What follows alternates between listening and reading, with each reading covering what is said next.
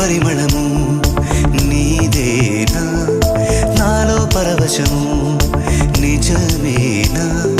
బొండు మల్లి పువ్వు కన్నా తేలికగు నీ సోకు రెండు కళ్ళు మూసుకున్నా లాగు మరి నీ వైపు